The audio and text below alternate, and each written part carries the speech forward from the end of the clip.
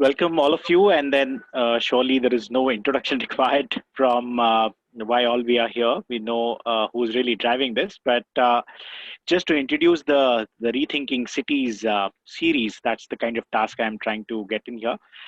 And we all know that as civil society, as INHAF, we have been more than about 50 professional civil society organizations engaged in the development activities and also trying to shape the whole notion of development in one way or the other.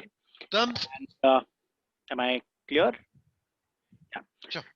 And we are this whole idea of really hosting this 30 webinar series right from June till about November is is to also really looking at about more than 150 plus experts, specialists, planners, economists who are really had been thinking of cities, had been doing their own interesting work. But how do we really bring this whole, to say, the complexity, diversity, and trying to repair the plane when it's on its flight is really COVID has provided a pause button to us, and this is where we are trying to take over from this whole thinking to rethinking process. And this is part of the INHAF's Situri initiative, what Kittibai likes to call it. It's basically citizen urban initiative. And the idea remains that hence we had been working on our own excellences and creating our own islands of excellences. Here is a possibility to share our knowledge learning as well as our angst as well as our feelings with each other. And this has been a interesting and a very wonderful learning experience for even a young professional like me. uh, it was not really required that the COVID could have told us this. We partly knew most of it, but at the same time, hence taking this opportunity from COVID and knowing that our health systems, our cities are not doing that way. Our cities' healths are not also doing well. Our health systems are not doing that well. And when we look at slum as a problem and slum as a solution, looking at urbanization or cities as the most modified, humanly modified habitats, how do we really make a better case for better environment will remain a question for all the environmentalists and people working in the core infrastructure sector.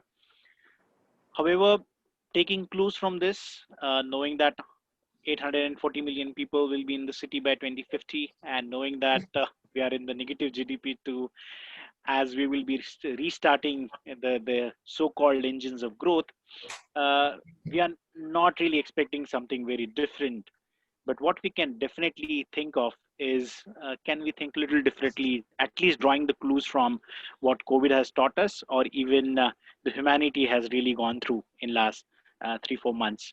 So idea also remain that if we are having an interdisciplinary kind of groups, experts, people talking to each other, can this be the webinar series can provide some kind of innovative impetus for a joint collaborative interdisciplinary kind of work with engagement of very productive, socially just, and politically participatory, culturally vibrant discourse towards vibrant cities.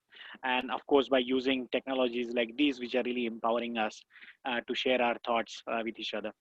The series we have started in June, and we have already completed about 14 webinars on different thematics.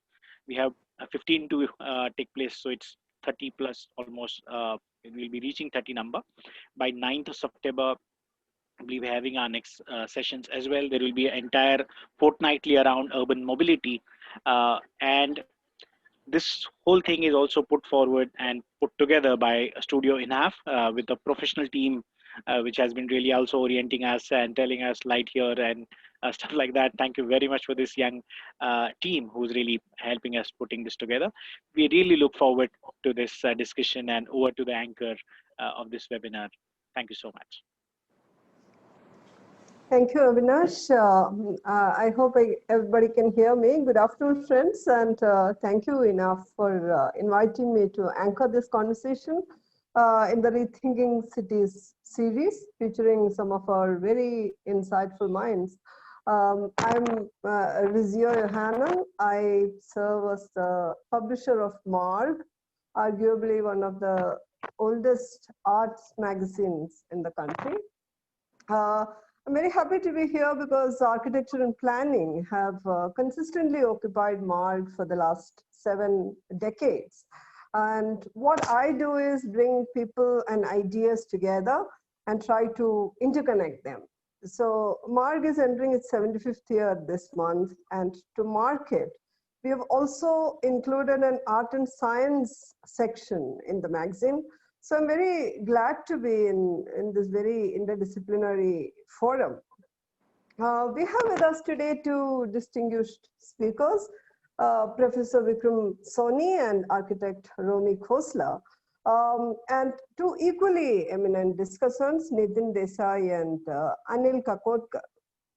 Vikram Soni is an emeritus professor of physics at the Center for Theoretical Physics at Jamia Millia Islamia and at JNU.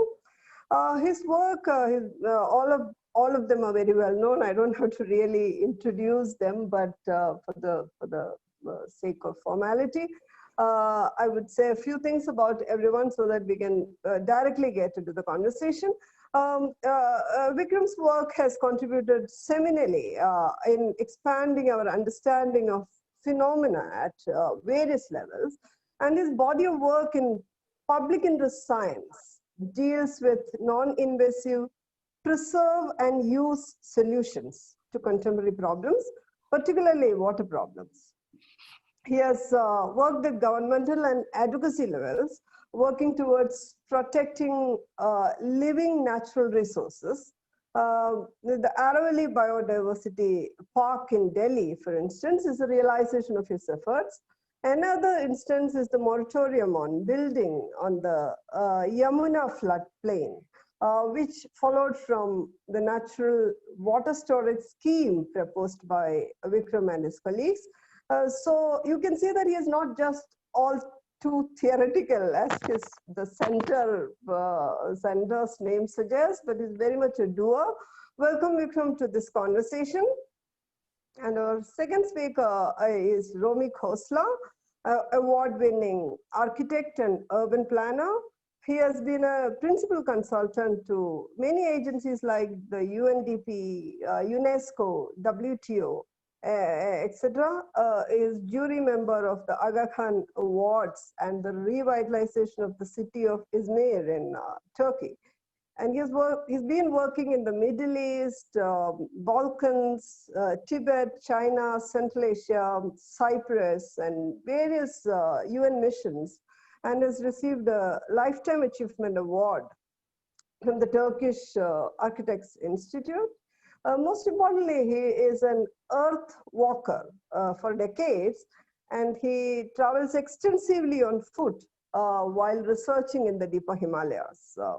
He's also worked with his economics teacher, the Nobel laureate Amartya Sen, on problems of slum upgradation, and also with support of the Slum Federation of Bombay. Welcome, Romi, to this conversation.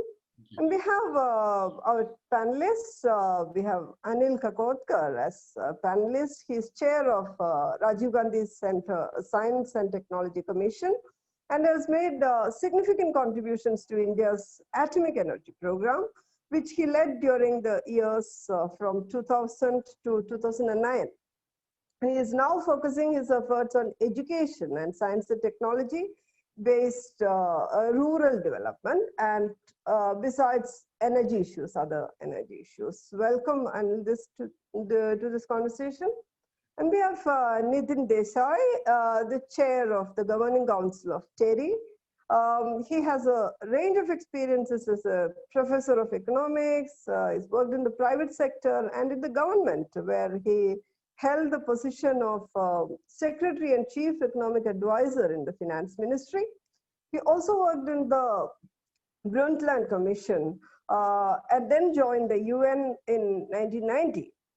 From where he retired in 2003 as the Undersecretary General for Economic and Social Affairs. He organized various global summits during his time there, and he is involved now in a variety of public policy and NGO activities, nationally and internationally. Welcome, Nitin. So these are our speakers, and today we are discussing something that is both a challenge and a promise, as Avinash indicated. Our speakers, the main speakers, propose an idea that's very close to their hearts and very significant for our times and our age that seems to have gone too far on the road of unsustainable development. They put forth the possibility of nurturing natural cities.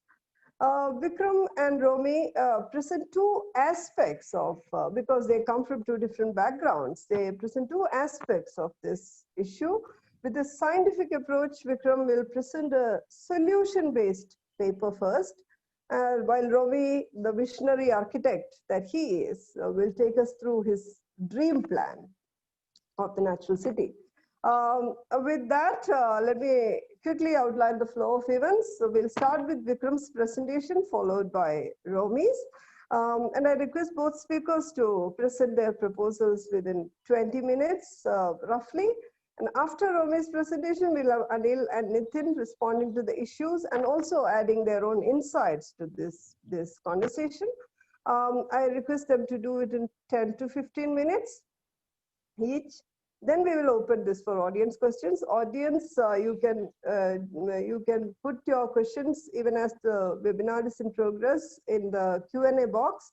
If there are many questions, I'll select a few which we can cover during that time. But I would request all of you to be asking brief and pointed questions so we can take more questions. And now we over to the speakers. Over to you, Vikram. We'll start with your presentation. I hope my sound is now all right. At Yeah, least it's audible. Okay, good. yeah, you're good. Okay, so welcome. I'm very happy that we are a small and we have a very distinguished panel. And I'm very happy that Dr. Kakodkar was willing to join this panel very readily because he's been writing recently on the connection between rural and the urban, which is one of the things that seems to have become a very prominent issue during this COVID-19 period. And it's very good that Nitin is there. I know Nitin for a very long time.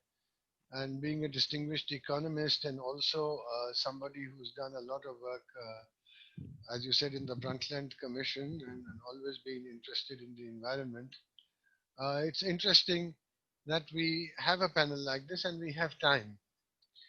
So let me start. I mean, I didn't know if I should do this little presentation, but I have now. So let me start with something. The first thing I want to say is we all know that the planet is out of kilter. The planet is out of balance. Now, can we just go back to the first transparency, or I can even start from here if it's not coming on. But I can't move this now. This is yeah. Can you? Okay. Let's just start from there. So I'd just like to spend half the time on perspective and half the time on solutions. The perspective necessarily is global because we are going through a period of global distress. At least the planet certainly is going through a period of great global distress, and so are we. Actually, it's not that there's the virus is something that's happening locally. It's happening globally. So it's a good idea to understand that what is the principle of life, or homeostasis as we call it. Maybe it's spelled wrong over there, but don't you can ignore that. And it is the natural balance, the metabolism of a person like a human being, which maintains your temperature, your pressures, your lipids, and everything which you go through every day without realizing that we have not a clue how the body actually does it. Even for a single cell, we do not know the answer to such a question, right? But as somebody put it, that you can't keep on growing unchecked, right? Which is what has been happening in terms of consumption on the planet. And as a friend put it more metaphorically, a child grows up to become an adult, but after that, you can only grow around the waist and invite trouble. So that's a nice figurative way of actually understanding that. It's because the living scheme, the whole metabolism is such that it should maintain a balance, a healthy, steady state. Now, I would like to say this. I don't know if Nitin shares this view.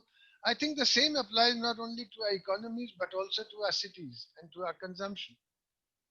So all these things are related, and somewhere or the other we lose track of what is metabolically healthy in terms of an organism and what our role has been in terms of the human intervention that has happened in the last 50 years. Can we go to the next one, please?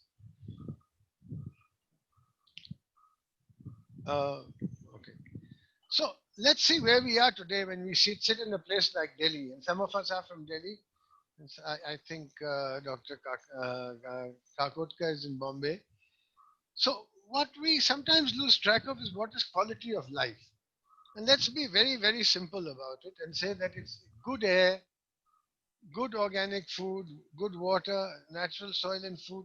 These are some of the very basics of what you call quality of life, which probably our grandfathers had in good measure in spite of all the problems that they had. The paradox is that many modern cities are now concrete jungles that need air conditioning to combat warming. They need purifiers for air, they need purifiers for water. So, what is going on? Progress seems to be defined by technology, and more technology is being used to restore all the essential life services that were provided by nature. Now, I want you to pause over there because when we come to cities, this is the question that is going to really emerge as a fundamental question. That what are we doing? All these cities we are doing that. You will find that year by year, more apparatus is entering the house every day, and that apparatus is to restore all the goodness of life which came in the quality of life that existed before. Okay, so just think about that, introspect on that for a moment. Let's go to the next one. Okay, now one question I wanted to raise, I was actually just having a slight conversation with Dr. Kakodkar last evening, which was the first conversation that we had. Now, there are some global dilemmas, and the first thing I want to start with is scale. Global identities. What are global identities? In evolution, in as far as the living planet is concerned. In the natural planet, air is one of the global identities. It's everywhere. But what does the air do? Supposing there's a forest fire, which we learn of almost every day now. You get a lot of toxic air, you get a lot of which comes up in the fire. And within a couple of days, it's dispersed to minuscule proportions all over the world. Actually, that's why people are so worried about climate change because it doesn't stay where it's generated. It goes everywhere. And so the developed countries actually get also very concerned about it. And then the rain comes down and the forest restores. So what is it? It is a safety net. Okay, it works as a safety net. Otherwise, that forest would be completely dead of all life, not just trees. There would be nothing there. It wouldn't even be a desert. The oceans and the soil do the same thing. All the organic waste that we generate is all recycled by natural cycles. They act as safety nets. But when we put something which is very inorganic and toxic into them, that is not part of the network of life, then they begin to hurt. And it's not so easy for them to carry out their role as a safety net. So the two huge things, the entire water in the oceans and the air, are both global identities, and both of them are safety nets.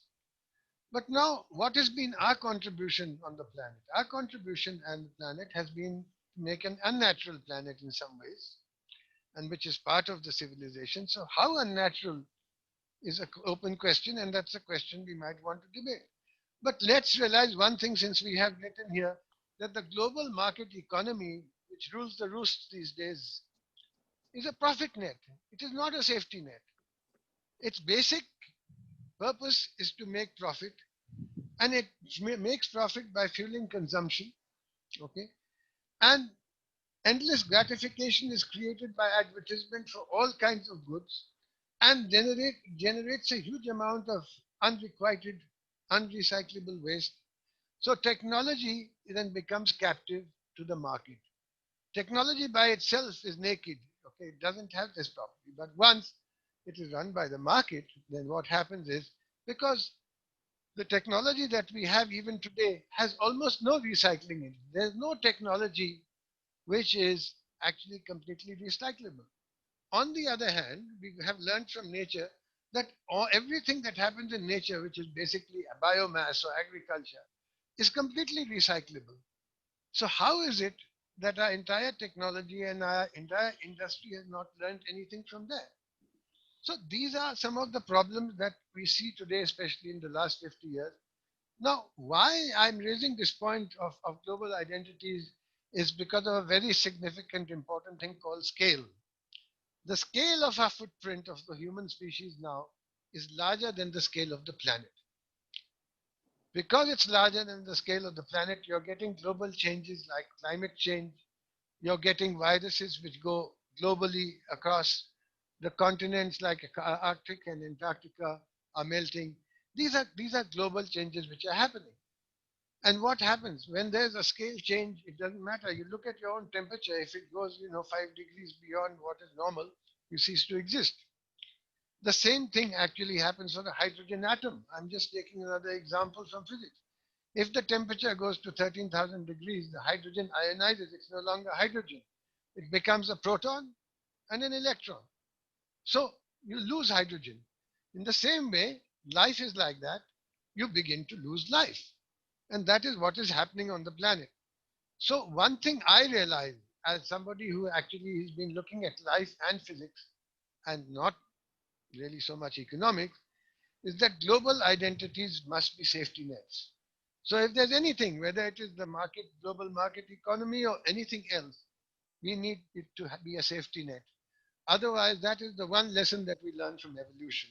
Okay, this is the second point I wanted to make. Can we go to the next one, please? I should speed up a little bit. So what are the dilemmas that these have produced? Okay.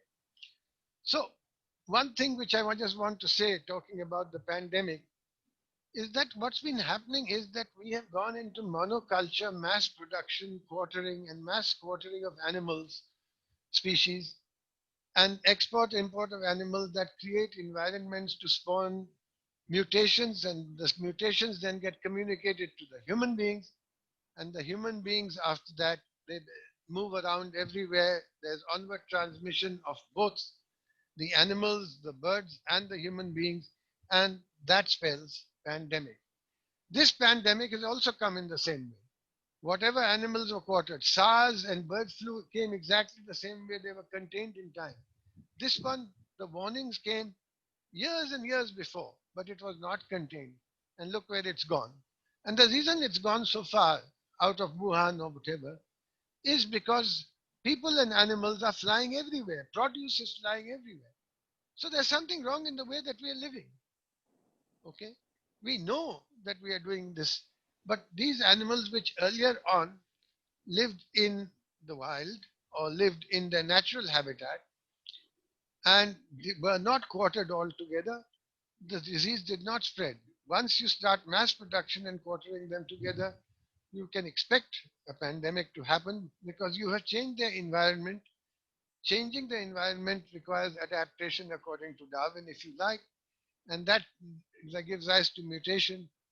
The connectivity with human beings and human produce, the produce that human beings are making and transporting makes it into a pandemic. And that's how one of these things has arisen. The other thing that we've done on the planet is we built a huge amount of industrial goods and created fast accumulating unrecyclable junkyards on land, sea, air of the entire planet.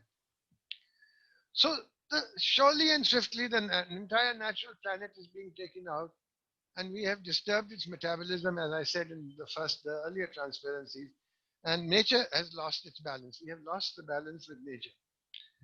The tragedy is that we are also creatures of nature, and that is, we have co-evolved with nature.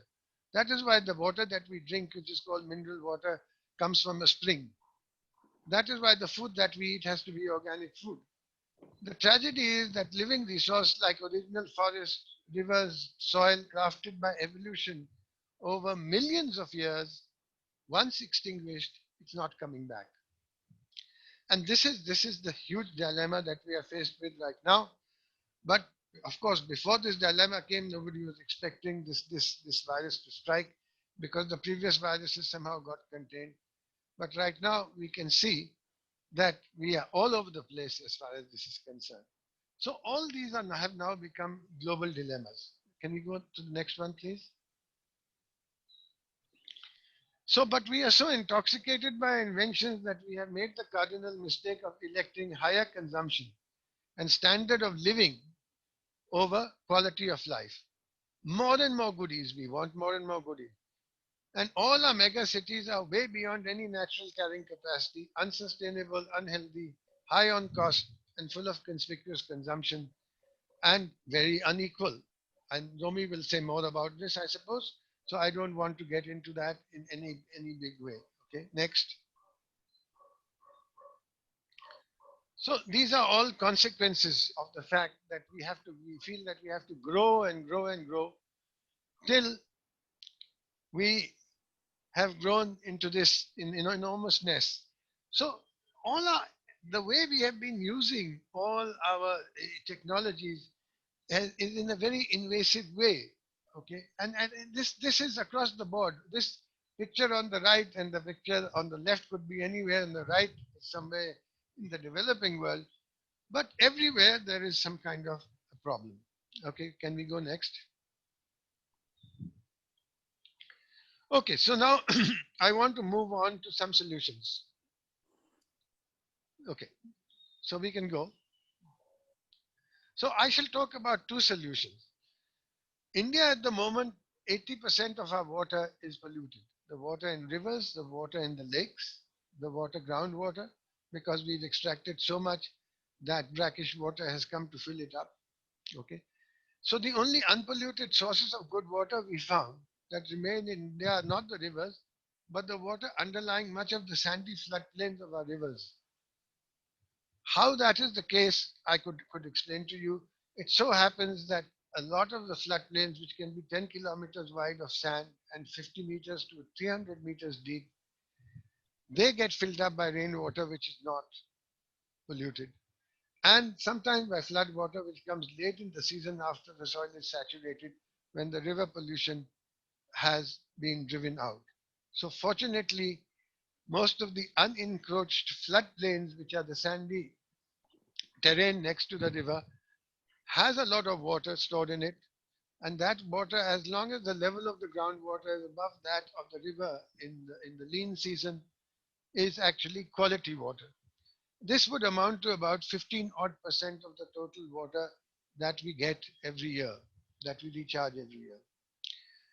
The same thing applies for subterranean natural mineral water. Mineral water, we pay a huge amount of money, 50 rupees a liter. That if you look at the water under the forest, what is mineral water? Mineral water comes out of a spring in the mountains. Rain falls on the forest, it goes through the humus, the leaf matter, picks up nutrients, goes through the rock, picks up minerals, comes out in the spring. Springs are finished now in most of India. There's hardly 10% of them left in the last 50 years. But under forest, we have natural water storage. It's not coming out in the spring, but the water has the same quality because it's doing the same thing. It's going through the humus, it's going through the leaf matter and picking up the minerals. And we only need 2.5 liters a day. So these are the two sources and some of the last remaining sources of perennial, healthy, quality water solutions for the future. Next one, please. We can skip this. Let's go on. Okay, this I've already said. We can skip this.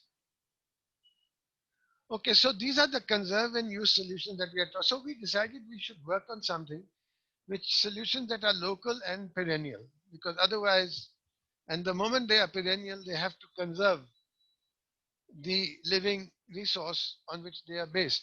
So we call them non-invasive conserve and use solution. And now that's why I want to use this new term called natural infrastructure. We all keep talking about infrastructure all the time. We keep forgetting that There's an enormous amount of natural infrastructure that the planet has provided. It's a gift from the planet.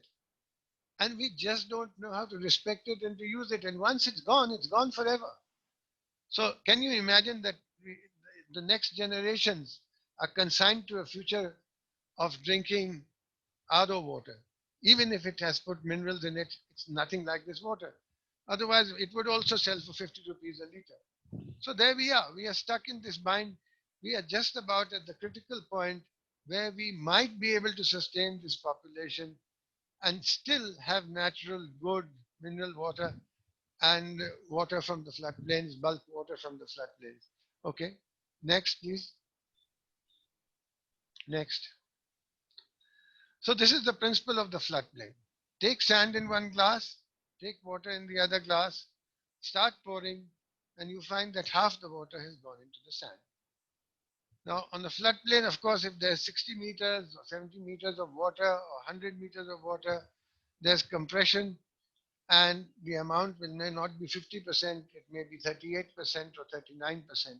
But the floodplain has natural recharge and it has natural storage.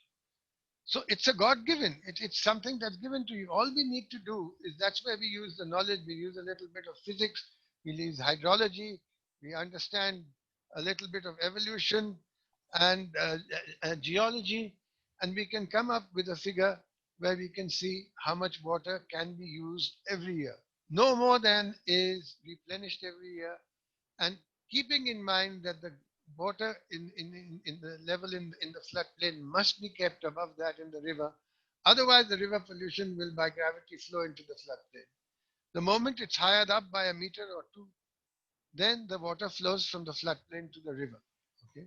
And the Himalayan rivers actually have floodplains that go from 10 kilometers wide to 20 kilometers wide, and even more than 100 meters deep.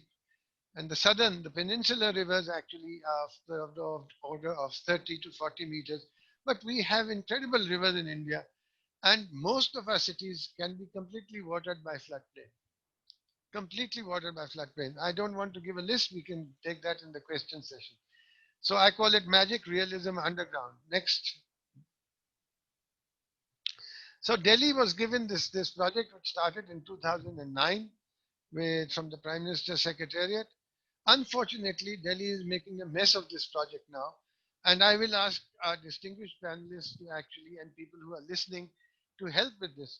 What they're doing is they're overusing this and they are digging up lakes just in the floodplain with the impression of some very naive people that by digging up lakes, they're going to get more water.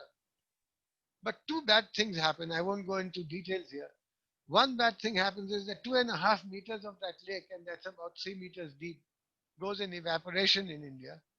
And the other bad thing that happens is that the river, actually they are so close to the river that the contaminated water in the river comes and spreads all over the floodplain.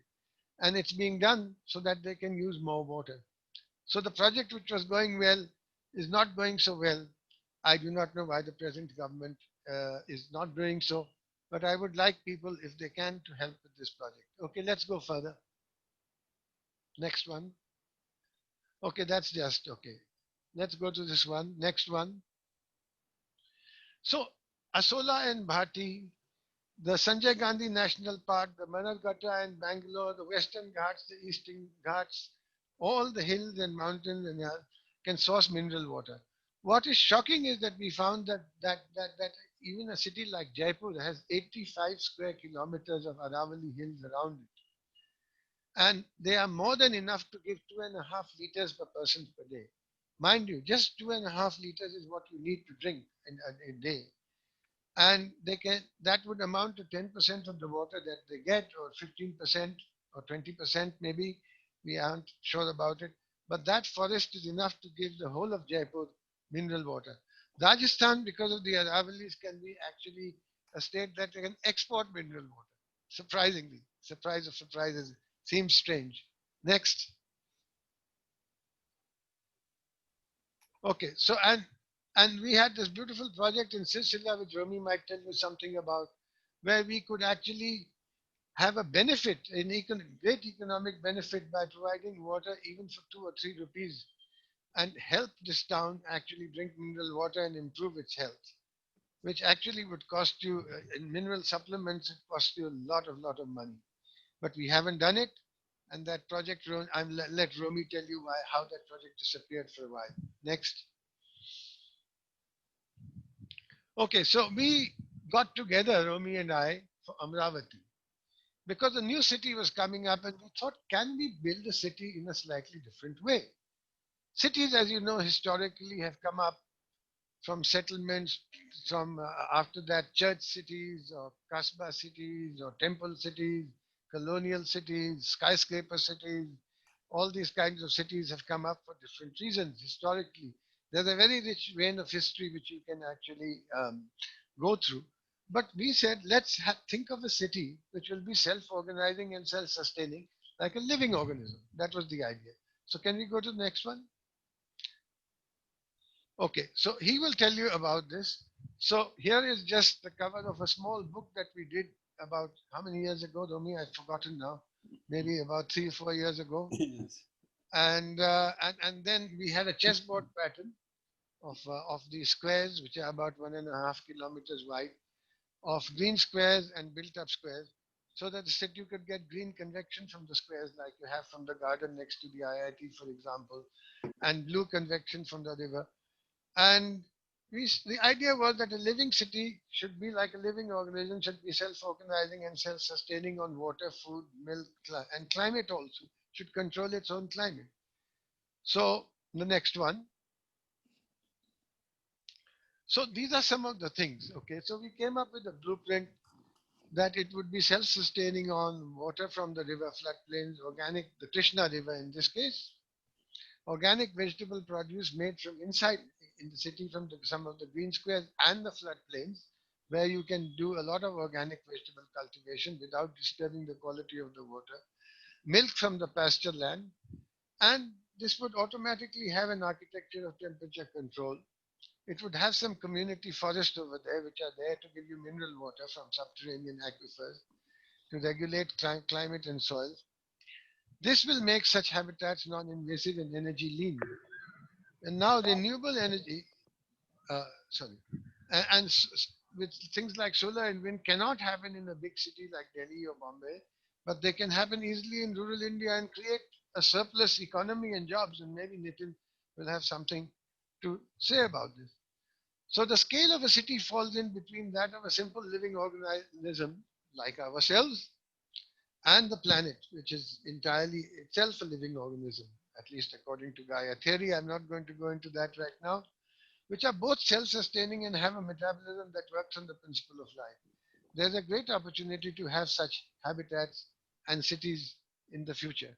So they are based on something completely different, and they have an index, which is the sustainability index, which could be very high. We calculated with another economist, Mr. Virmani, who was also chief economic advisor, who I forced into writing something that it could have even 80% sustainability compared to Delhi's about 10 to 15% sustainability.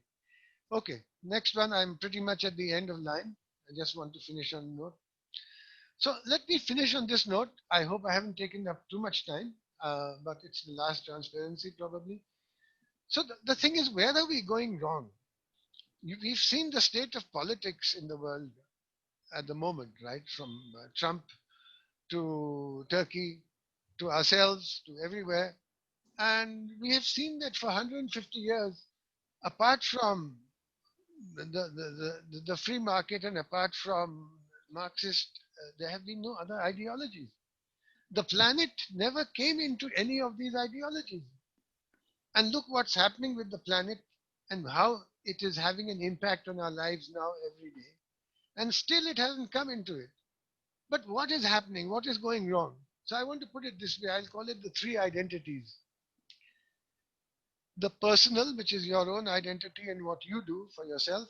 Then the societal, which is your identity in the larger rubric of the society. And the habitat, which is the environment around you or the planet around you. Now, at the moment, everybody's priorities in our education, and I think Dr. Kakodkar might take note of this, is to get a personal fortune. You talk about career or personal gain. That's what you learn in college, especially particularly if you go to the United States. Society welfare is for saints and reformers. Okay, there have been very few. And of course, we had Gandhi, but there are a few others, or Mother Teresa, maybe. But otherwise, people don't even have the time to do that. And as far as the habitat of the planet is concerned, it's there to be exploited by everybody because everybody is on a consumption binge, thanks to the global market economy. Is there an answer? Yes. Just reverse the priorities and see what it does to your quality of life. If the habitat becomes and the planet becomes the main priority, which I can call ahimsa also, respect for all of creation, plants, air, water, everything, then you get good air, water, and food, and you get quality of life. Then you think about the society which needs to be less unequal. As we know, we keep talking about how wealth is so completely inequitably distributed that 90% of the wealth is with 10% of the society. So we need an ethical value system for that. I call that dharma. And then you think about you can be as much of an entrepreneur as you want to be personal. But we have to reverse these priorities and we have to have an ideology and a thinking and some action which subscribes to changing the priorities that we have in terms of our own identities. And I'll stop there. Thank you. Thank you, Vikram, for this very comprehensive, presentation. I think this is the right time to go to Romi because he has actually led this to Romi's presentation. So, without much ado, I would invite Romi to do his presentation, and then we can. Romi. Thank you very much, Rizio, and thank you very much for the panel. Dr. Kakodkar and Nitin and Kirti. You see, this is a very important event for Vikram and I because normally for the last 3 years, he and I have been sitting, working ideas out on the natural cities and getting high on each other's discussions and inventions. This is the first major public exposure to our ideas to see how the outside world works. So our presentation today is basically a plea to act now. As Vikram concluded, to reverse our processes in order to survive as a culture in a new era. A new era has begun. And to score in this new era, we need to change our current process of urbanization. So I'm going to be a little bit more focused on urbanization. I think Vikram has covered much larger issues on which we need to give thought. This is a focal attention to the urbanization process. We need to reshape our economic and urban geography, and we need to create new relationships between ourselves, between nature, production, our cities. So we are going to propose, our proposal is a new typology, a new kind of development which moves slowly in balance with nature based on homeostasis. In order to get an equilibrium. The whole process of change to a new urban habitation is towards what we call natural cities, the cities of our future, the new quantum interactive hubs where habitation, self-sustaining living environment, production, creativity, culture, everything is incubated. So we envisage a new economic and urban geography. I'm trying to raise the issue of looking at the national urban geography rather than see it as a whole. So we are looking at a different mesh of urbanization. Now, before you can accuse us, I will straight away confess, yes, we are being extremely idealistic, but we also confess that we have no choice for our country but for us collectively to reach into this idealism, because we do not want gradually to become a basket case, a failed country, where your children will be looking for livelihoods. And this fear I'm not imagining, because I speak from experience, having worked in failed countries. Failures creep up on you. They creep up on entire regions which are unable to govern themselves. And I have seen how countries with strong central leaders have become basket countries when those leaders could not cope and ran away. I have seen how strong rulers have imposed lockdowns on national aspirations of their citizens. And when those lockdowns are removed, there is utter chaos. I was on UN missions in Kosovo, Bulgaria, Romania, Montenegro, and frankly, these were only some of the countries where I was working, but these ones got saved because the European Union bailed them out.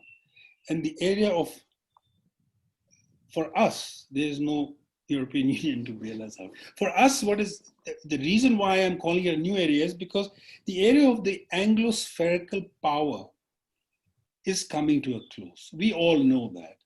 Once when they ruled us, there were unprecedented wars. There was enormous bloodshed. There were revolutions.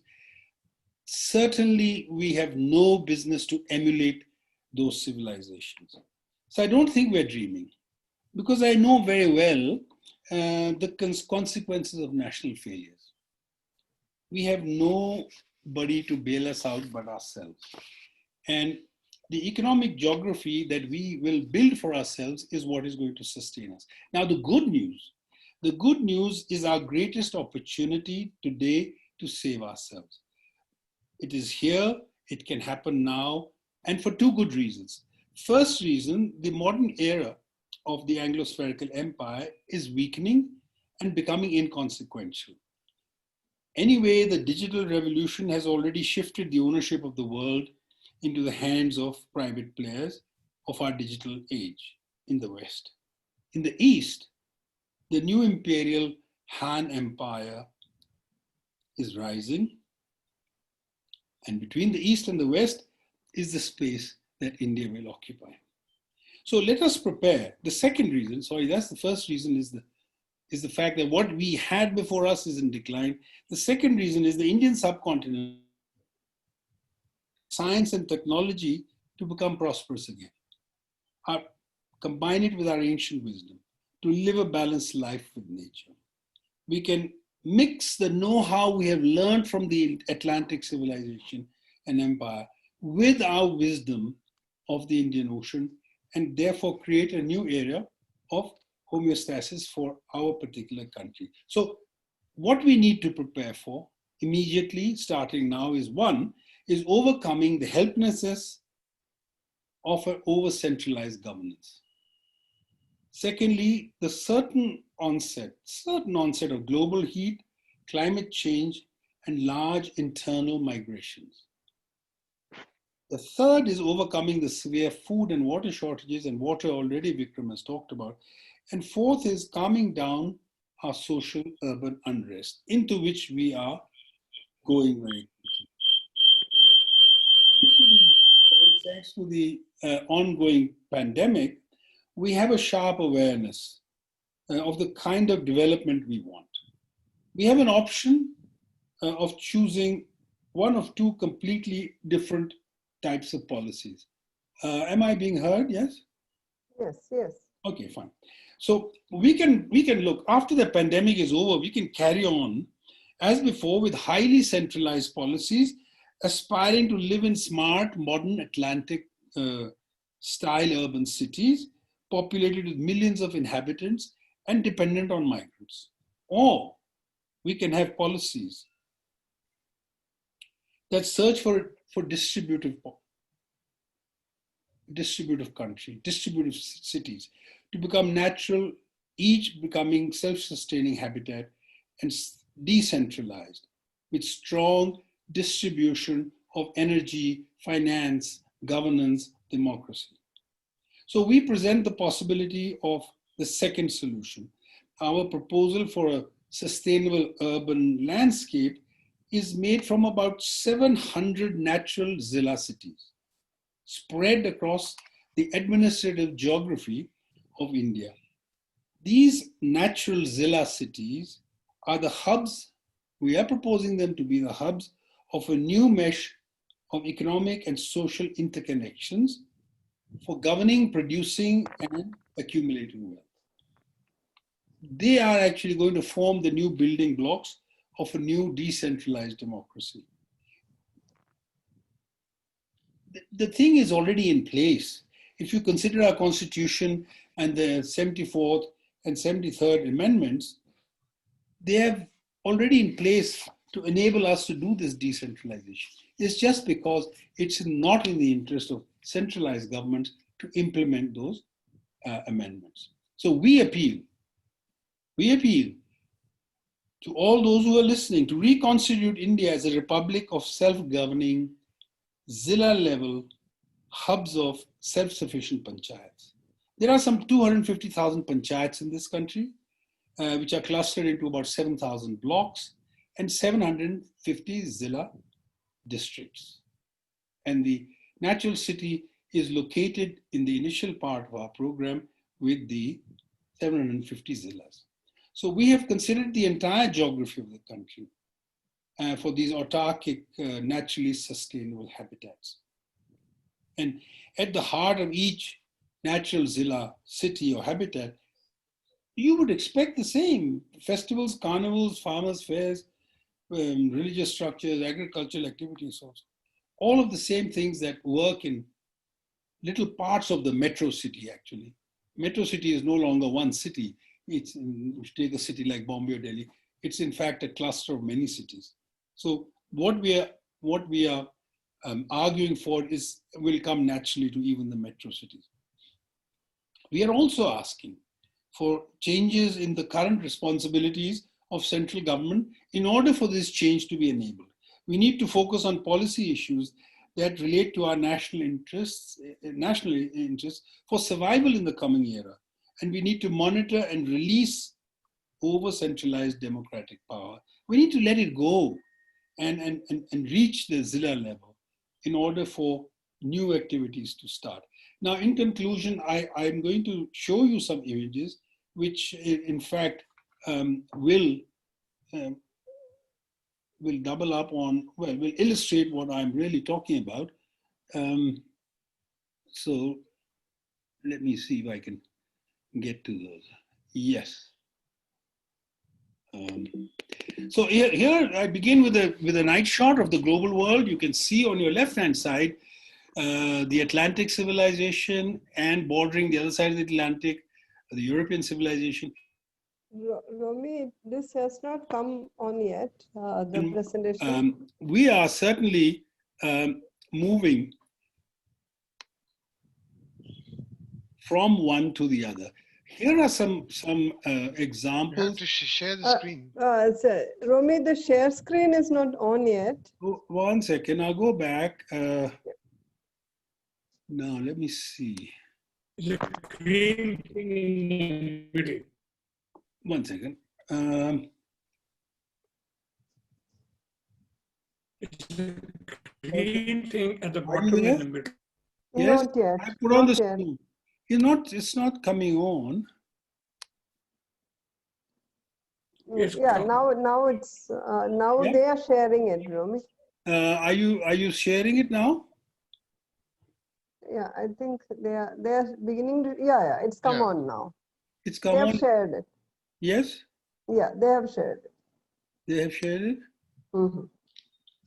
Okay, so this is the first slide, which I began with a night shot of the world, showing you how we are moving in the new era from the left-hand side. Romi, just click on slideshow. Oh, slideshow? Yes. Slideshow, yeah. No, but Romi, you cannot do that because they have shared it. They have to do it. There it is, done. Okay, is it done? Yeah. Yes.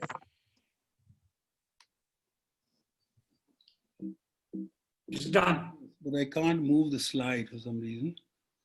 Yeah, Romi, they will have to move it. You can tell them like Vikram did. Okay, fine. So now I'm just going to show you, I mean, from my experiences of failed countries, it's just a collection of images. This is what happens when countries collapse. I mean, there is devastation that is inconceivable. And these are all countries coming from strong rulers. Next, please. This is the image of smart cities that I think that the funding agencies, international funding agencies, are asking us to borrow billions of dollars and set our existing cities to become like smart cities.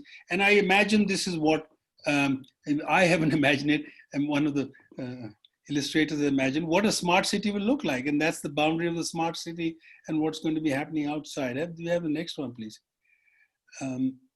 Yes, can we? Yeah. Now, this is what I imagine that the realm of the natural cities is going to be. This is going to be the new era of India. This is going to be the relationships that have shifted from the Atlantic to the Indian Ocean. So this is a very clear picture of both land and sea routes, which are going to build up our currently colonial economy into a much more robust, self-sufficient economy. We have the next one, please. Here, I think it's important for us to understand the whole ecology of the region. That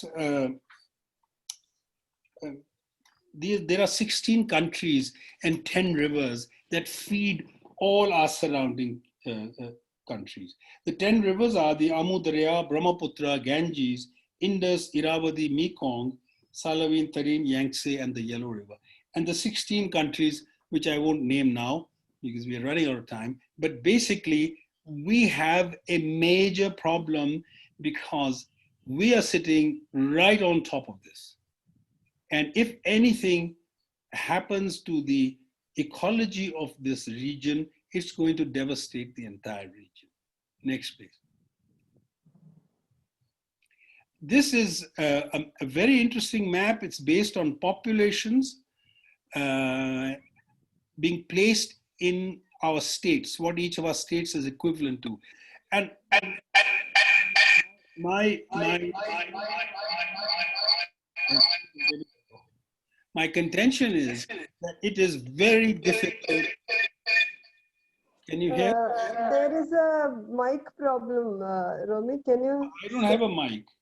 Yeah, no, now it's okay. Now it's okay. Fine. So my argument is, I mean, this is shared with Vikram, is that the whole idea of decentralizing this country is imperative because we have reached the limits of trying to rule this country from the center. It's very apparent to us when the pandemic came. And we only appreciate the scale of it when you put all of this together on the map of India. Let's have the next one, please.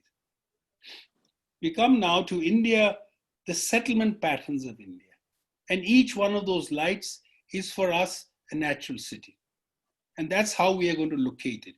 Because these lights are then located on a map, next one please, called the Grump map. And that's roughly what our mesh urbanization pattern of natural cities eventually, when it covers the geography of India, is going to look like. The green dots are, of course, are the larger settlements. Next, please. And what we have in mind is not a centralized pattern. It's what I'm calling mesh urbanism, is the way that different natural cities are linked to each other. We'll have the next one, please. And then within the Zilla, how they relate to each other, rather than everything being focused on the center. So these are the Zilla interconnections we have in mind. Next, please. Here is a view, one view of a typical natural city. But basically, I'll explain the principles to you very rapidly through images as we go beyond this, but I'd like you to keep this in mind. Essentially, an urban agro settlement, which is very porous, very close to nature. Next one, please. This is the kind of view with the water channels, with the perforations, which we visualize as being part of what a natural city could be. Next, please. Here is a typical plan of a natural city where the urban concentration is on the periphery and the center of the city is very perforated, has a water channel going through it, which irrigates all the agriculture. Next, please. And when we talk about urban agriculture, we have this in mind, that we are really coming for completely new kind of city where the relationship between the urban and the rural, the urban agro, growing vegetables in your balcony, etc. All of this is part of switching over to the kind of urban living that we've been used to for an era which is already finished, I think. Next, please. The kind of buildings we have in mind, I'm an architect, so you forgive me for imagining in that much precise detail, but here is a typical building where I would say would go up in our panchayats of the future, which are labor intensive, low level of technology, entirely resilient in terms of the natural materials they use. Next, please. And here is a view. In fact, this is a school which I went to see, especially in Bangladesh, was much hailed. And a contemporary building built deep in the village at a panchayat level as a school with the local sustainable technologies and doing very well. Next, please. Other images of the kind of architecture that we imagine in natural cities, in the panchayats, would give you this kind of look. Next, please. Next, please.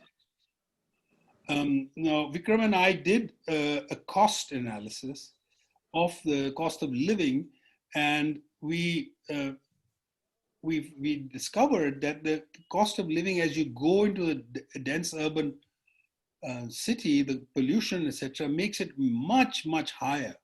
A natural city is at much the lower end, and an present urban cost of living and pollution is much higher.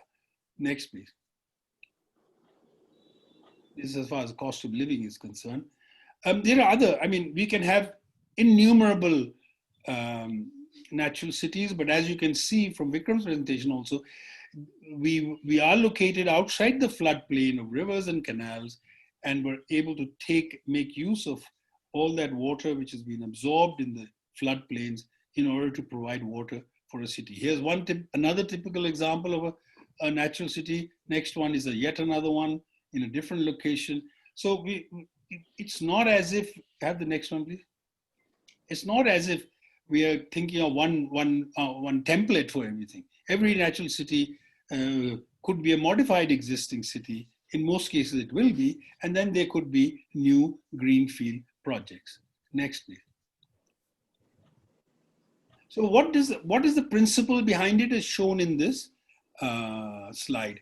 Basically, a natural city which would hold up to a maximum up to 1 million population is something like 15 kilometers by 15 kilometers square, and it is perforated ideally in living blocks and agricultural blocks. A living block typically is 1.5 kilometers by 1.5 kilometers. And within that, we go to the next slide. We've done some zooming into that area. Let's say that is there, and that's the edge condition. We've got, you can see clearly, specific blocks of 1.5 kilometers by 1.5 kilometers, 4 of them in this slide. And I have outlined just a few of them in red, which you'll see in close up in the next slide.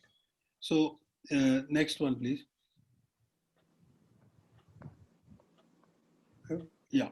So this is when you get down to the texture of the city, the natural city, you begin to see how it will work with the agricultural perforations within the urban, which are part of it. And then the whole thing is set, of course, on the edge of it, on the left-hand side, is what we call the hinterland of the city, which is also the food base and the production base of a natural city.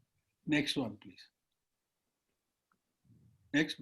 Yeah, there's a further close-up. Next, please. We can go past that. And I'm going to leave you with this last slide. If you can press the, there should be a cursor at the bottom. There should be it's a video. So is there a starting symbol there? Yeah, just start that. This is, as I imagine, the natural cities, each starling natural city. in the new India. So I leave you with this image as the last image for you to consider. So over to you, Rizio. I hope you've left enough Thank you, Romi. Between you and Vikram, you've really kind of taken us to a different level of experience. I can already see that a lot of questions, people are really asking questions about like, how is it possible, etc. We'll come to that. It is absolutely visionary presentation. This also reminds me of the essay that you've done for Marg this time about reimagining Delhi as a 21st century city. I think these imaginaries coming at this time is so critical. This dream and this ideal that you're giving. Thank you very much for that. I'll go to the panelists now, so I'm sure they have a lot they're really eager to respond to your presentations. So I'll start with Anil. Anil, would you respond to Romi and Vikram, and we can then move on to Nitin. Over to you. Thank you. Well, first of all, let me express gratitude to all of you, Professor Soni, Architect Romi Khosla, and of course all others present here, Mr. Nitin Desai, and of course our anchor. Now, I want to slightly depart from this and then come back to this, because that will create a background of what I'm saying and why I'm saying. I have been for last several years very concerned about this phenomena of migration from villages to cities, and I noticed that migration, we all know, is an unstoppable phenomena. It's taking place all over the world. But the rate of migration, particularly migration to the tier 2 cities in India, the rate of growth of those cities seems to be one of the largest in the world. And I don't think we have a great record of building up infrastructure, keeping, maintaining consistency with what we are, imagining about the modern city. We talk about smart city and all, but in fact, about a year and a half or 2 years ago, I was in a seminar on smart cities, and I wanted one definition of smart city, and I didn't get one. There were 100 definitions, but not one definition. So that's the state of play, but I leave that aside. To me, I think there is, this, what we see in our country is, of course, we talk about sustainability. So there is a signature of unsustainability, but also there is a huge signature of instability. We are all convinced, looks like, that villages are sustainable, so you evacuate them to cities.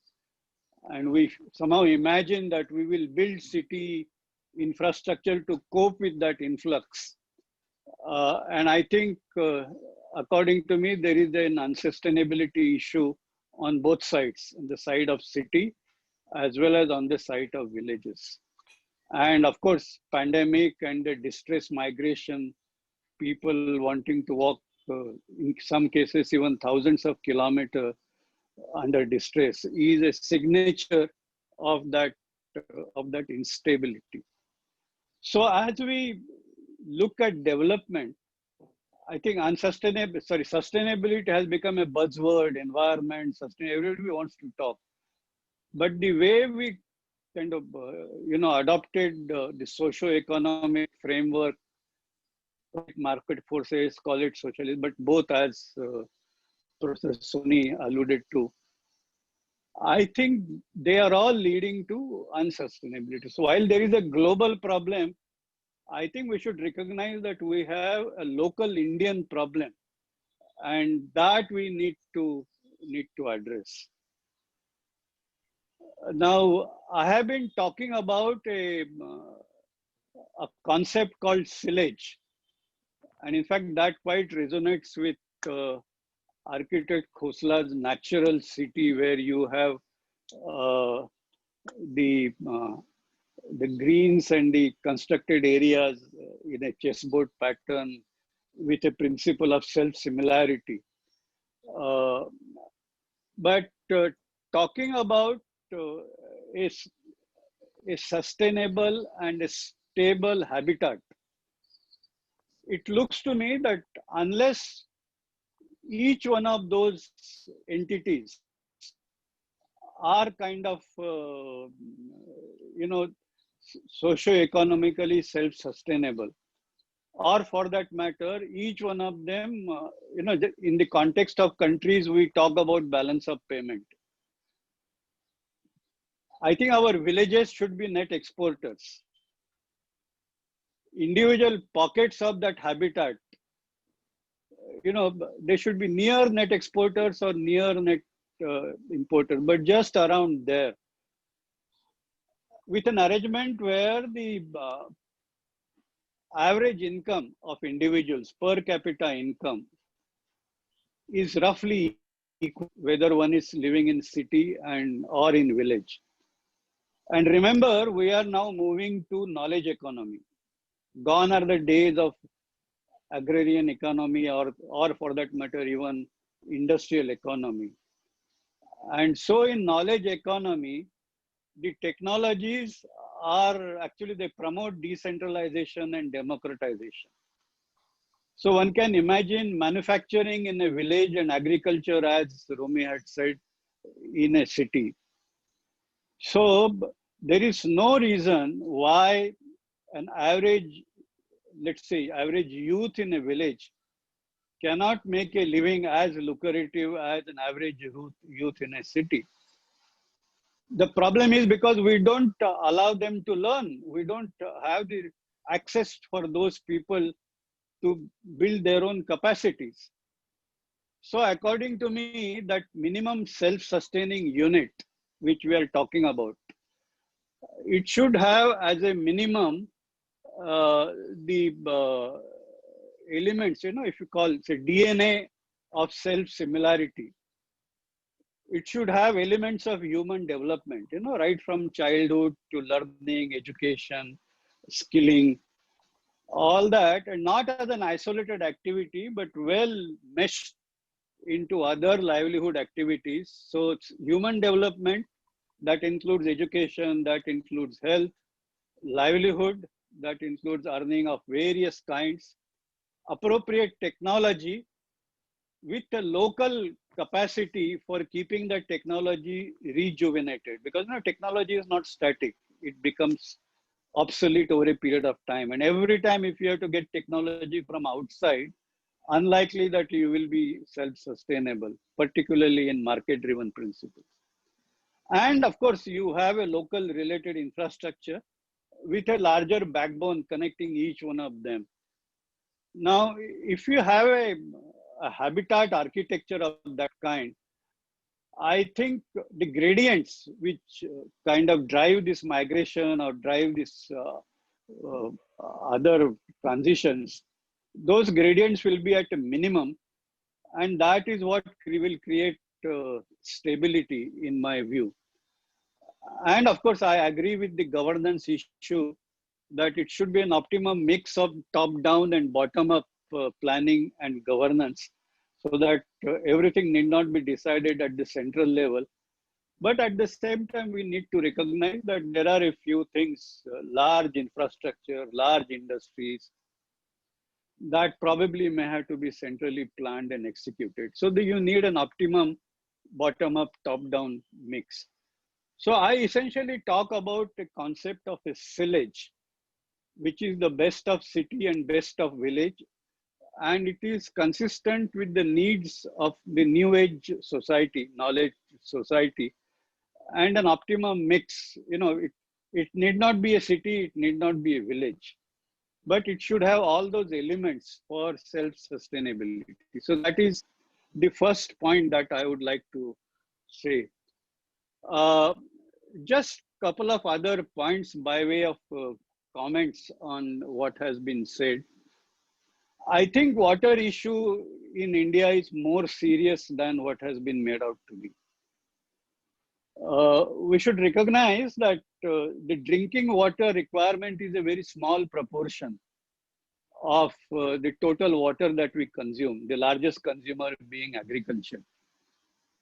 The challenge there is we have a crisis of safe drinking water.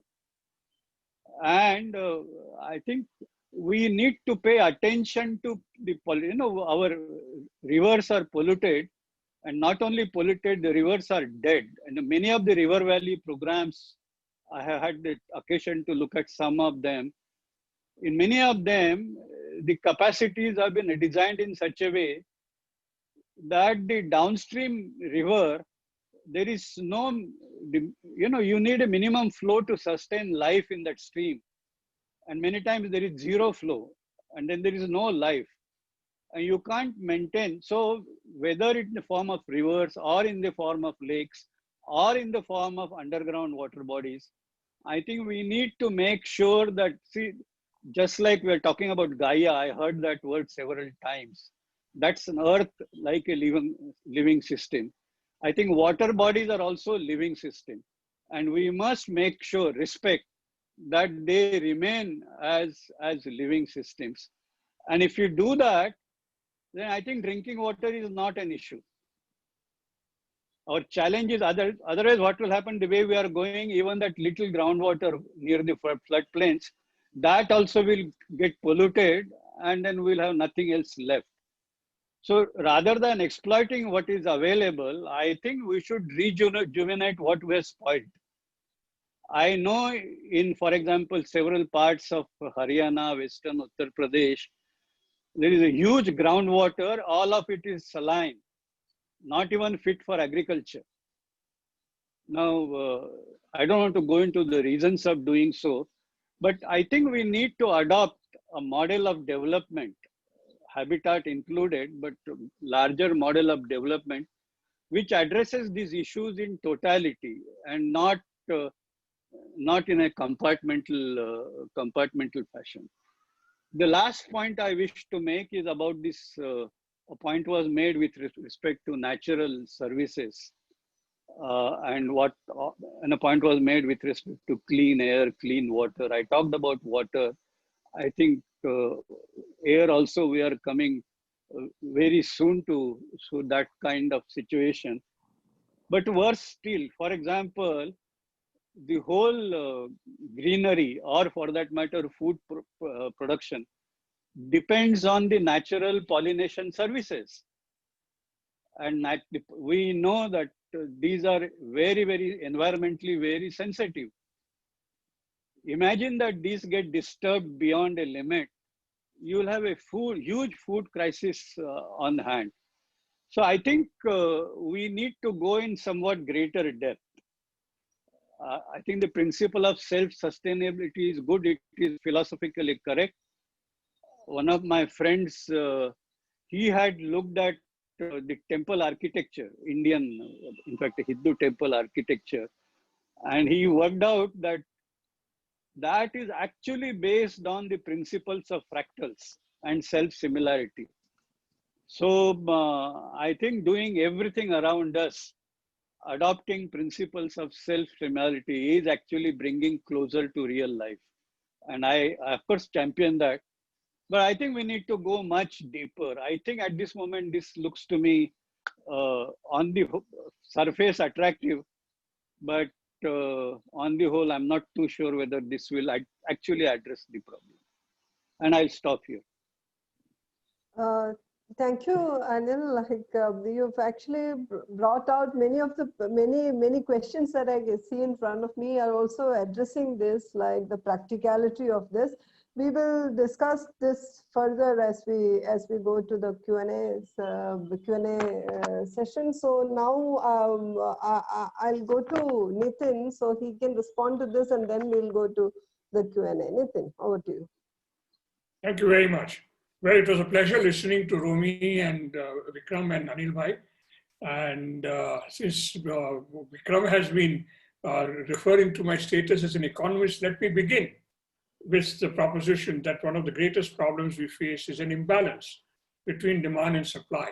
Except the demand and supply that I'm talking of here is for ecosystem services.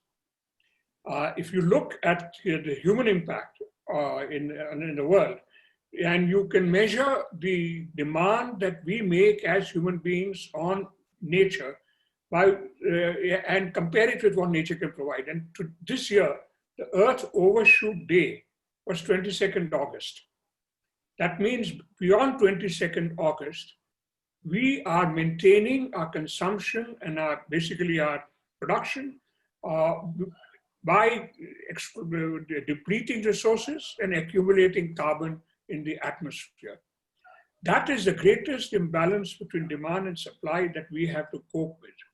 If we look at this imbalance between demand and supply, almost all of it is due to what happens in our cities.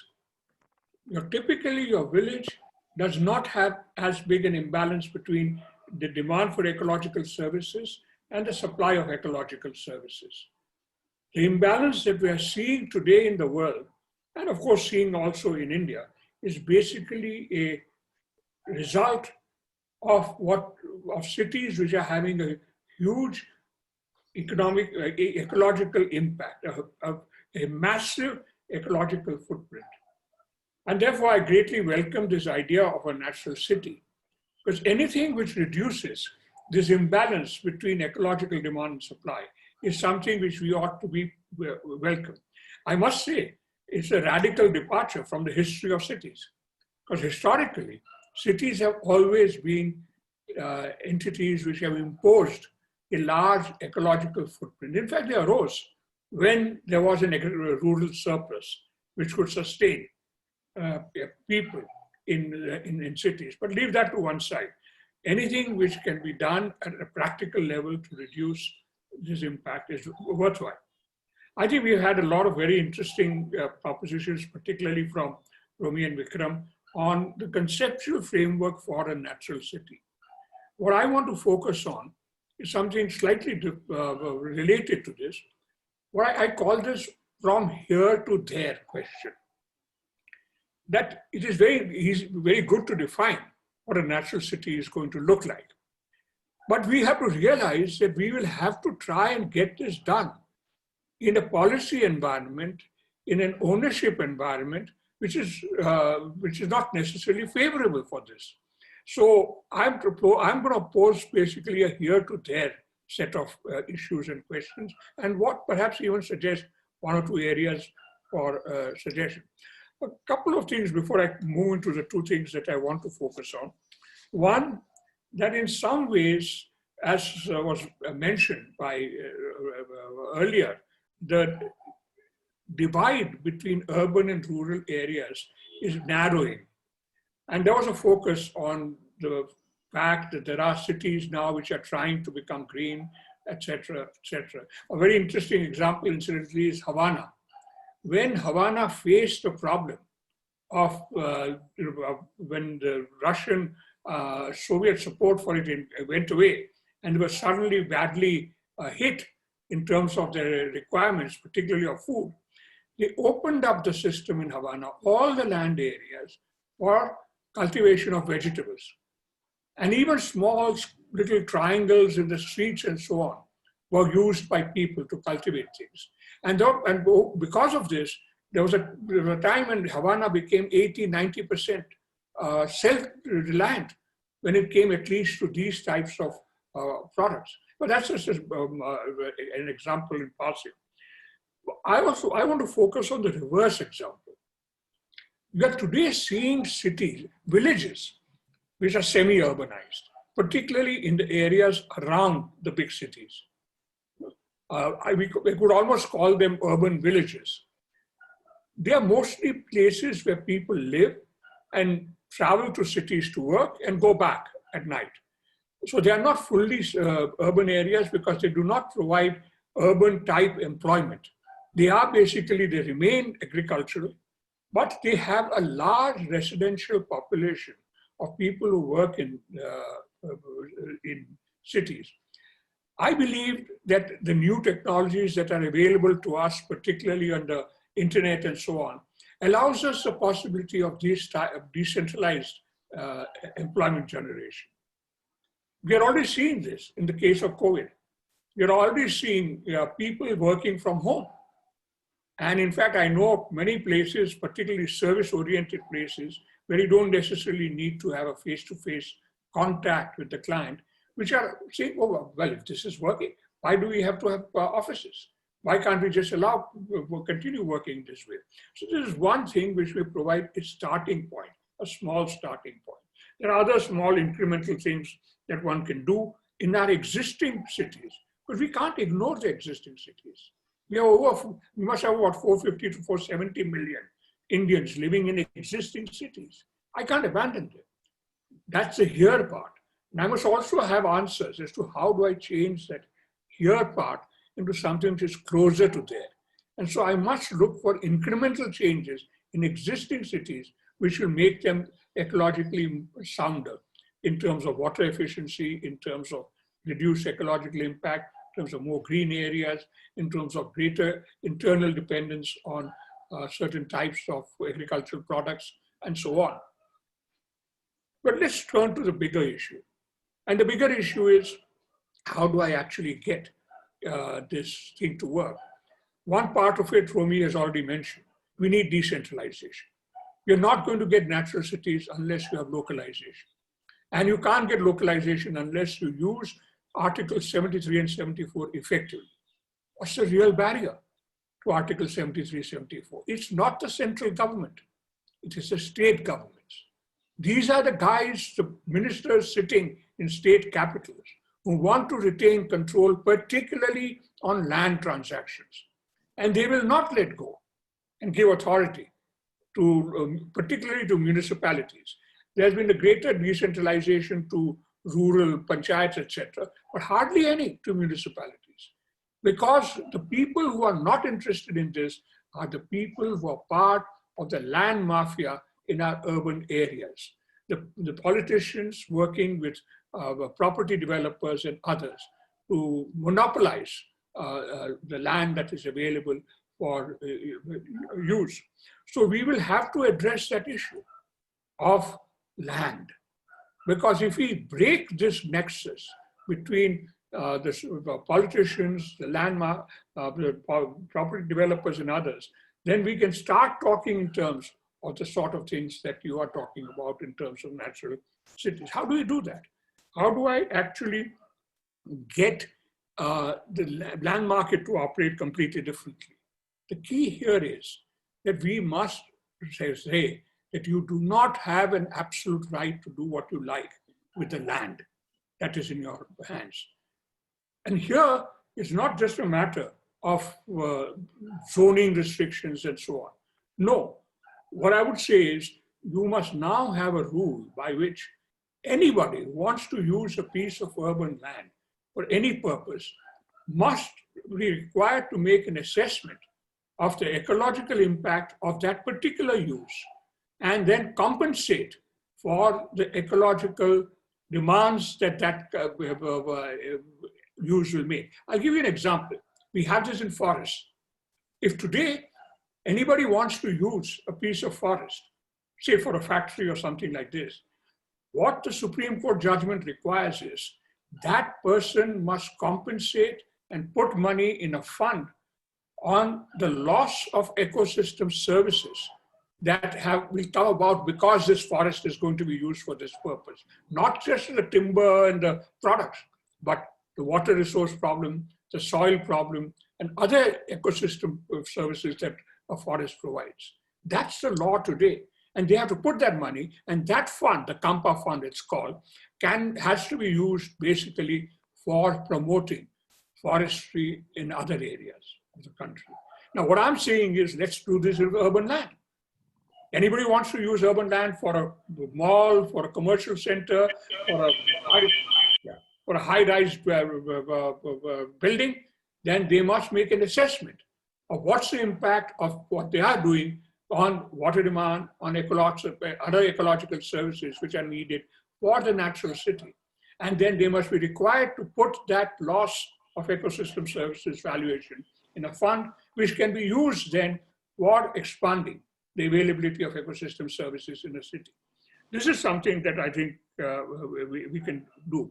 So it seems to me that to get from here to there, we will have to tackle the political problem of empowering the local entities and the political problem of changing the way in which our corrupt and highly corrupt and almost criminal land market works into something which is very different, in the sense that anybody uses land for any purpose will be required to compensate society for the ecosystem demands that that particular use of the land makes. So this is where I would say I would focus on the here, from here to there, as much as from the there, as to what is it that I want.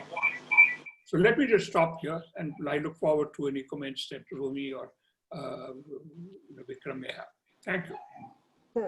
Thank you, Nitin. Actually, we have really almost reached the end of the time, but there are lots of questions. I didn't want to stop people in the middle because they're also saying interesting, important things. But now let's quickly, I've gone through the questions. So the crux of the, most of it, I'll say this in a gist, because most of the questions are addressing the practicality of this proposal.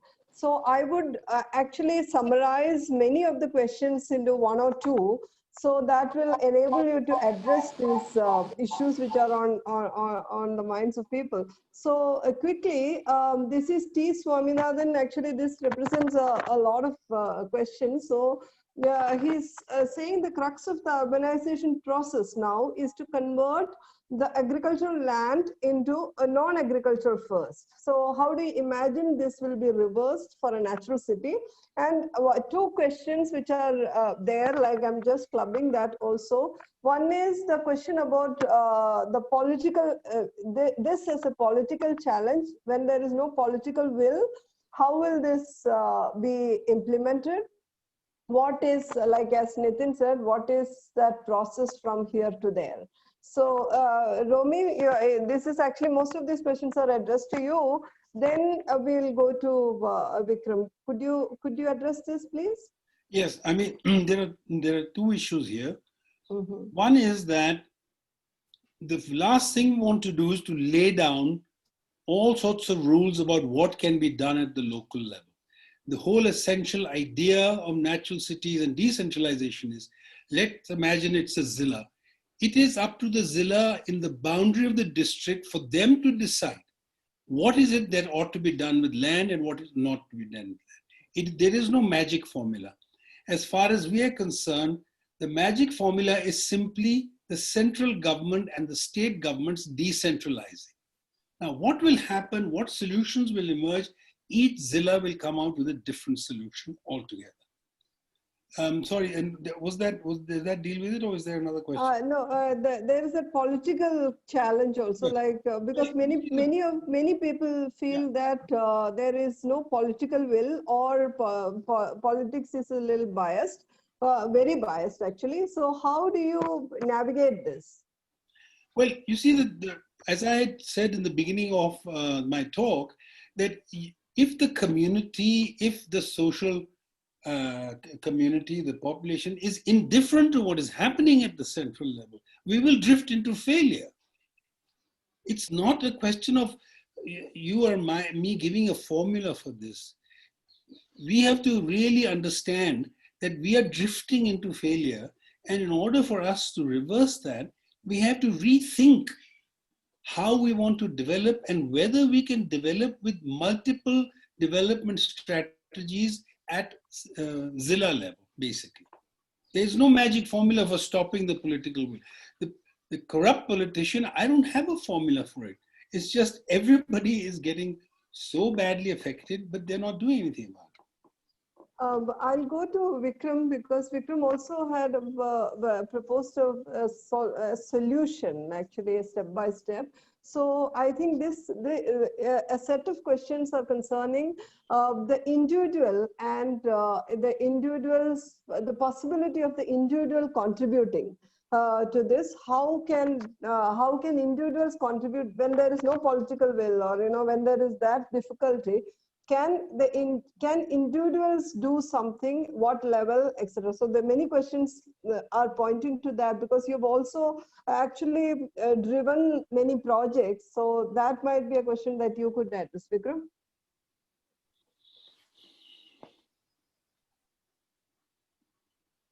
Vikram, your phone is mic is muted.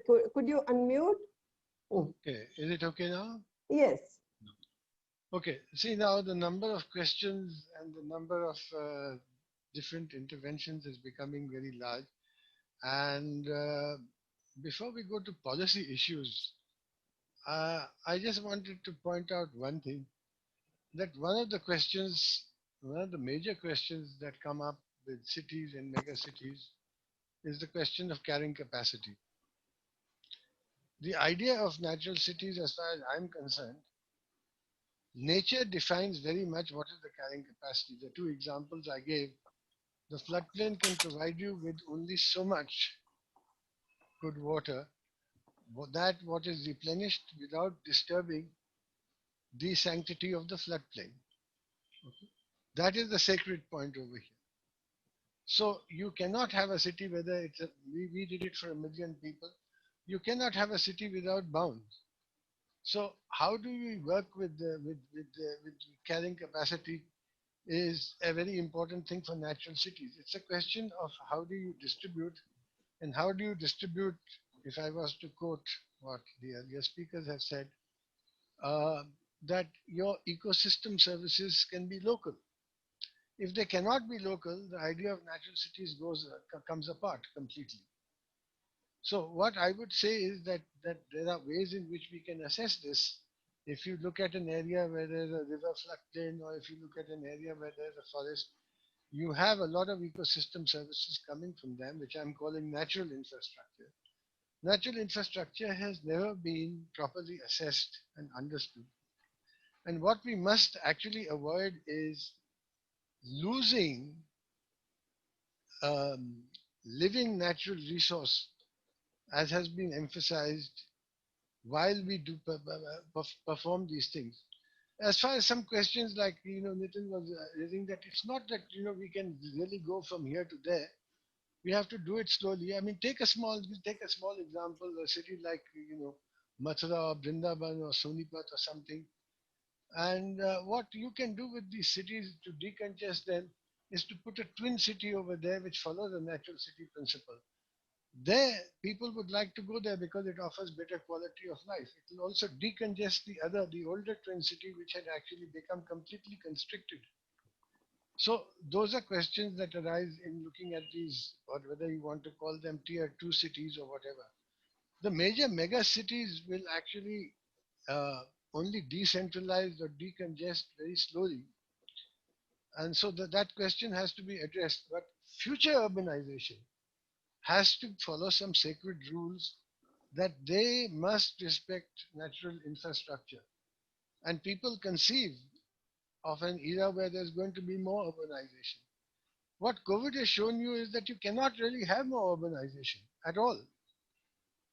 You cannot have the conventional urbanization of industrial corridors. Thank God the industrial corridors were not made, because if they were made, then you can imagine that these 300 million people on the Delhi-Bombay industrial corridor would have to leave their jobs and go away. This is concentrating things far beyond the carrying capacity of that land. So what we are trying to suggest in some sense is that when you think of a unit of a natural city, there was one very nice example that Romi, I thought, might deal with. We did a project for Silsila, which has a little floodplain of a seasonal river. It has forests. And we found Silsila, which is in Telangana, has 100,000 people. That just 2 or 3 square kilometers of a forest, which there was 30 square kilometers, would be enough to provide drinking mineral water, which would improve the health of citizens hugely. So the question is, you have to go, as I was saying, region by region. You have to look at the meteorology, you have to look at the rainfall, you have to look at the local terrain, you have to see what it can contain. And as far as the other cities are concerned, which are at the moment getting throttled, is that they have to provide a better quality of life. Today we know that everybody is running out of Delhi. The main people actually, forget the land mafia, is everybody has a second residence somewhere in Goa. Somebody has a residence now, for example, Romi is in Dharamshala and is living a much better quality of life than we are in Delhi. Okay, now the thing is that a good idea? Well, obviously it is a good idea as long as you don't ruin and spoil that quality of life there. So what you have to do is to actually sustain and maintain that quality of life. So when we talk about natural cities and the practical problems, it's not just a policy issue. It's a question of assessing whether a large habitat, I already talked about that, how it could be self-sustaining. And I already went to the issue that Dr. Kakodkar raised about a net surplus economy. That is why I'm saying that in some sense, what has to happen is that natural habitat, now I'm not talking about natural cities as such, I'm talking about natural habitat, has to have a surplus economy which it doesn't, to avoid migration. For example, what could it could have, so it could be a solar energy, it could have wind energy, it could have a lot of other things, it could have a lot of interesting cropping agricultural patterns on which the larger city depends on this, and they'll have to pay for these services, and then it will generate a lot of employment. I just want to make a simple point, which I think it's about time we had a little bit of sense of humor over here. And when I look at Berlin and I look at Germany, I find that in Germany, that more than 50% of the people live in villages. And Germany is supposed to be a very well-developed country in Europe. Okay? These villages are very well-to-do, and the largest city in Germany, Berlin, has only about a little over 3 million people. Now, if you look at the number of drivers in Delhi, there are 3 million cars, and let's say one quarter of them have drivers, and let's say they have a family of two. You get about at least 1.5 million people of drivers and families. And you have the same number of people at least of guards. So if you just look at the number of guards and drivers and their families in Delhi, it already exceeds the population of Berlin. But this is a crazy situation because there are so many people just providing these services, okay, over here. So the question is that we have to slowly actually look at this question of carrying capacity and start decongesting the cities. Okay, I mean, that's what I think at the moment. But the basic principle has to be, how much can you self-sustain without disturbing your environment anymore? As far as rivers are concerned, the question about rivers and water, there is a huge problem there, because if 80% of the water has been polluted, Dr. Kakodkar was saying that you can restore. You cannot restore it. It's very difficult to restore water once it has. I'll give you an example. Noida, close to Delhi. Noida for 30 years, from the 70s till about 5 years ago, was running on floodplain water entirely. Almost a million people, maybe 800,000. They overexploited it. Greater Noida came up, more and more things came up, and Gurgaon is another such example, where now all the water is coming from the Ganga, and the Ganga ceases to become a river. They have spoiled that aquifer because by overexploiting, the dirty water from the Yamuna and the Hindon River has entered the aquifers of Noida, the floodplain aquifers. Now they can't be used, and they can't be used forever. I'd just like to say, for some strange reason, that once an aquifer becomes even saline or polluted, even in 1,000 years, it's very difficult to recover that water. And this will have a huge impact on health. So the thing is to understand that we need to map the country in such a way that we understand that there are now maybe 15 to 20% of the water that is left in India is good water. That has to be preserved at any cost. The same thing applies to forest. The same thing applies to now air. The question of air. I mean, the question of air is a very major one because the air in so many cities, not only here, but even in places like Paris, it becomes bad. They have an air emergency. We have to look at how we can avoid this. So the decongestion has to be done. And the quality of life that we provide in a place has to be preserved by being very, very careful about, you can call it ecosystem services that it can provide, but the principle has to be conserve and use. I kept emphasizing conserve and use. If you don't conserve, then whatever has left will also go away. That's my answer. Kitty, I don't know whether we have more time for more questions. There are lots of questions, so I would suggest that you give these questions later to the speakers. All of them distribute, so at least they understand, like how what are the extent of the engagement that was there, and some of the questions might help them think this through also. If we have time for like 2-3 minutes more, I would like to ask one question which is here, which I think is also echoed by many people. It's about internal migration. Do we have time? Kirti, can we go? Please go ahead. I think, yes, please go Yeah. ahead. Okay. So, Romi, this is about this question is about internal migration. Many people who have asked this, not in these terms, but in various ways they have expressed this question about internal migrations in the country. The city it needs them also because people have to come and work. And on the other hand, there are not enough livelihood means in the rural areas. So in this whole scheme of natural cities, how do you see this tendency which is already there, and this is a phenomenon which is already existing? How do you deal with it? How do you see a transition? How do you understand this in the context of natural cities? I think we should be aware that there are two kinds of internal migrations. The first time we are not going to deal with it, those are caused by natural disasters, global warming and environmental factors, as happened in Syria, for instance. Let us deal with the kind of internal migrations we have in India, which are really the same cause as you get migrations into Europe, basically unequal development. The areas from where people don't have jobs come out and go to the city because there is no cash income in the village. You see, a village family lives with adequate food if it grows its food, but it has no cash income. The cash income has conventionally, since partition, been generated in the village by one or two male members of the village household going into the town, acting as security guards, cooks, domestic servants, earning a cash income and sending it back to the village. Now, this is a very, very unsustainable form of development, because what you're doing is you're propagating uneven development.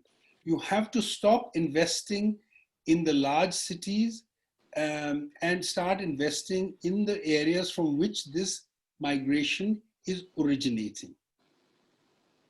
So what will happen in Europe is you're getting migrations from areas of civil war, areas of bad economic governance or dictatorships or some other reason. They are also going to areas of greater freedom where cash is available, where there is a certain amount of freedom, but where there's a high standard of living. So the only reason why any migration takes place anywhere in the world is to improve your standard of living. And we have to move the improved standard of living to the rural areas.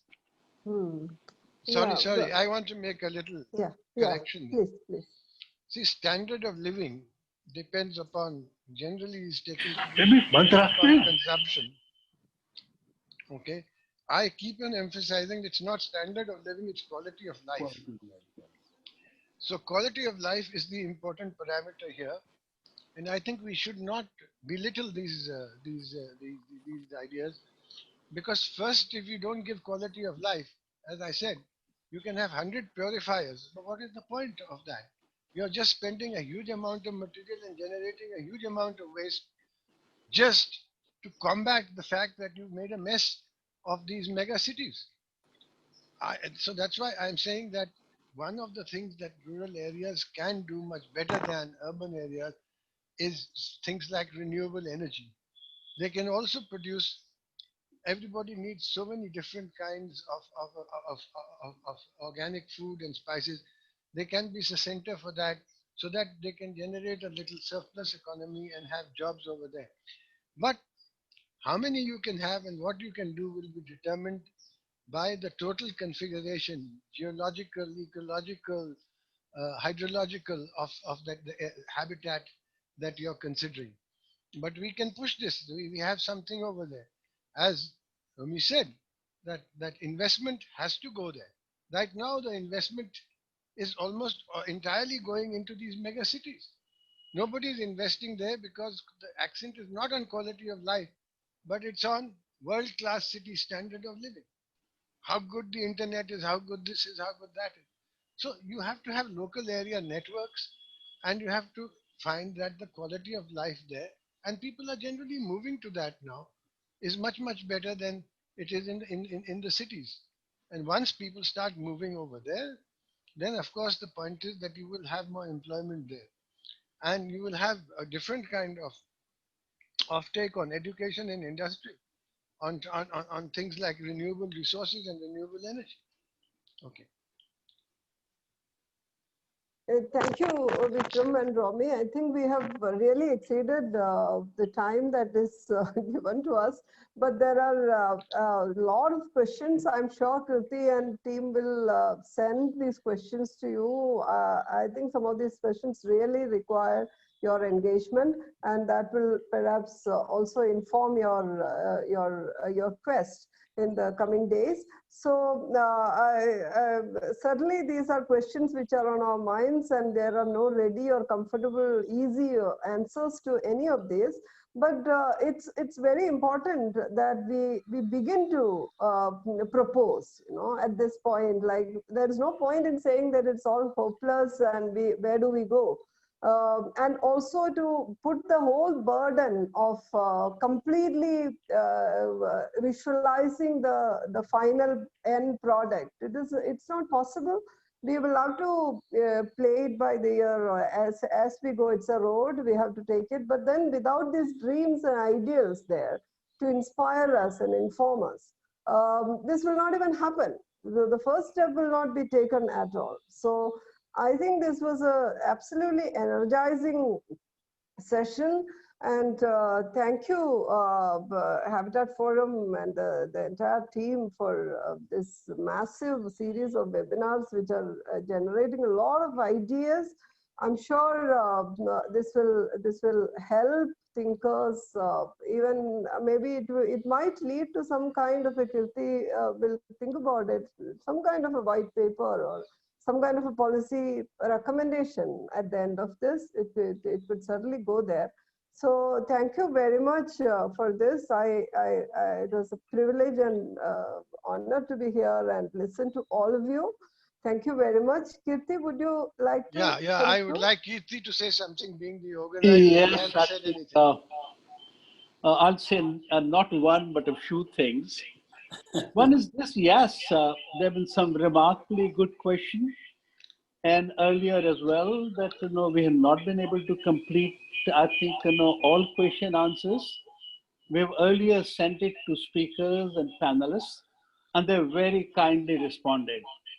So that we will do again this time, and we look forward to your responses, because question answer part is one of the most important part of this webinar series. Let me thank you all. First, let me thank Romi, and let me thank Vikram Saab for this remarkably rich, very innovative, very inspiring, and in fact, new thought and new formulation. There is evidently deep analysis, perceptive conceptualization, and of course, as we found, very persuasive presentation. And what was most interesting, I must say, was the emphasis on action. You're not talking in thin air. We're not saying that these are wonderful concepts. You essentially all the time are relating to what could happen on the ground. And therefore, this has been very good food for thought. This entire seminar, this entire webinar series is called Rethinking Cities, and you've given us huge amount of ammunition, thought to think about. And therefore, thank you very much for your presence, and thank you very much for your contribution. Thanks also to Dr. Kakodkar for your time, for your subject knowledge and information, for your ideas, and for your new formulation. I was very happy to hear about this concept of silage coming from a scientist. We had earlier about Pura from another scientist, who talked about linkage of rural and urban India, which is such a big problem we have. And we're very deeply thankful to you to bring in this whole debate that what is crucial is the model of development. You can't talk about this in vacuum. If you want to kind of want change to come about, we've got to think a model of development, which is very important. Thank you also, Nitin Bhai. He has worked on global sustainability at the highest level. And as we know, that without urban sustainability, there is no overall sustainability. And sustainability concerns are the most important concerns why we need to rethink our cities. Cities are not only engines of growth, they also are guzzlers of resources. Cities globally occupy just 2% of the land mass. They consume 75% of the world's resources, and they throw 75% of the work of the waste in the environment. And therefore, we need resource conserving cities, we need environment preserving cities, and we need ecology respecting cities very much. I also want Rizio to thank you very much for very deft and very creative modulation and conduct that of the webinar. It was absolutely flawless. And thank you very much for your time and for your very wonderful canvassing. I essentially have two more functions to do before we end. That I need to remind you that this is a series of 30 webinars we are organizing on one single theme called Rethinking City. And this was the 15th webinar that we had today. Our next webinar takes place next week, which is a very interesting and innovative webinar. It is on young India and Indian cities. What we're trying to do is we are collecting between 20 to 25 young people from across the country, from villages, from small towns, from backward areas, from disadvantaged background. And we are requesting them to come and share with us their understanding of cities, their image and perception of cities, and how they see cities as they are and they grow.